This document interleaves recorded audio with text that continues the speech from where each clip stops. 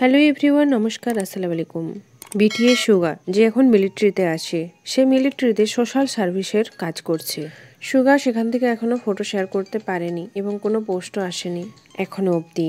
কিন্তু তার অ্যাবসেন্সে ফ্যান্সরা তাকে অনেক মিস করে, তার সাথে সাথে ফ্যান্সরা তাকে অনেক সাপোর্টও করে। সুগা মিলিটারিতে সোশ্যাল সার্ভিস করছে। তোমরা যদি বিটিএস আর্মি অথবা কে-পপ ফ্যান্স হয়ে থাকো, তোমরা এটা নিশ্চয়ই জেনেই থাকবে যে সুগার শোল্ডারে সার্জারি হয়েছিল। সেই জন্য সুগা মিলিটারিতে অ্যাজ এ সোলজার জয়েন করতে পারেনি। কিন্তু সুগা বেসিক মিলিটারি ট্রেনিং নিয়েছে মিলিটারি থেকে। 17 হলো একটা কে-পপ বয় গ্রুপ। 17-এর কোম্পানি আজকে একটা অফিসিয়াল স্টেটমেন্ট দিয়েছিল। সেখানে ওনারা বলেন যে তাদের একজন মেম্বার, যার নি ইনজুরি হয়েছে, সে আর মিলিটারি জয়েন করবে না।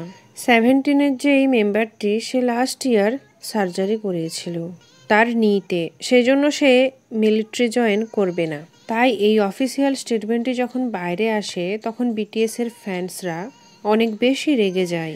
তারপর থেকে এই আইডলটির ফটো অনেক বেশি ভাইরাল হয়। ফ্যান্সরা বলতে চায় যে 17-এর যে এই মেম্বারটি যে মিলিটারিতে যাবে না, কারণ তার নি ইনজুরির জন্য সে কনসার্ট করবে এবং ফ্যান্সদের সাথে দেখাও করবে।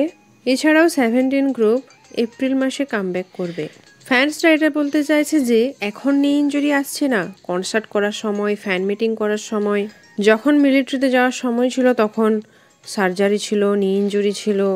এটার জন্য ফ্যান্সরা অনেক বেশি রেগে আছে। কিছু ফ্যান্সরা এটাও বলছে যে বিটিএসের সুগা আছে যার শোল্ডারে সার্জারি হয়েছিল। তোমাদের আমি আগের ভিডিওতে বলেছিলাম যে সুগা স্কুটির থেকে পড়ে যেয়ে তার কাঁধে চোট লেগেছিল এবং সেখানে তার অনেক ব্যথা হতো 10 বছর ধরে। তারপর সে তার কাঁধে 10 বছর পর সার্জারি করায়। সুগা যখন কনসার্ট করতো, ফ্যান মিটিং করতো, তখন সে ব্যথার ওষুধ খেত, ইনজেকশন নিত। যখন তার কাঁধটা একদমই মুভ করছিল না, তখন সে এমার্জেন্সিতে সার্জারি করিয়েছিল। সার্জারির পরেও সুগার কাঁধে মাঝে মাঝে পেন হয়। এরপরেও সুগা মিলিটারিতে যায় এবং সে তার বেসিক মিলিটারি ট্রেনিং কমপ্লিট করে।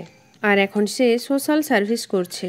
কিন্তু অপর দিক থেকে অন্যান্য আইডলরা সার্জারি হওয়ার পরেও অ্যালাউ করে দেয় যে সে মিলিটারি জয়েন করবে না। ফ্যান্সদের অ্যাকর্ডিং বিটিএসের সাথে এমনটা করা হয়নি, সুগার সাথে এমনটা করা হয়নি।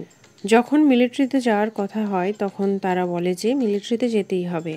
তারা বলে যে এটা তোমাদের অব্লিগেশন, এটা তোমাদের ডিউটি, তোমাকে যেতেই হবে। সুগাকেও এটা স্পেশালি বলা হয় যে তোমাকে যেতেই হবে।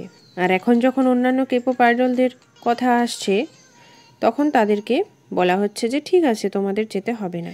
কিছুজন এটা মনে করছে যে এটা ওদের প্ল্যান।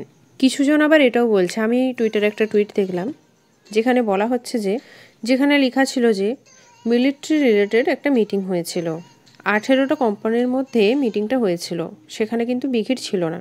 তখন ডিসাইড হয়েছিল যে কোন মেম্বার মিলিটারিতে যাবে এবং কোন মেম্বার মিলিটারিতে যাবে না। তাই ফ্যান্সরা বলে যে সুগার সাথে এটা ভুল হয়েছে। বিটিএস সম্পর্কিত খুঁটিনাটি আপডেটের জন্য চ্যানেলটিকে সাবস্ক্রাইব এবং লাইক করে দাও। Thank you so much. Take care, bye by.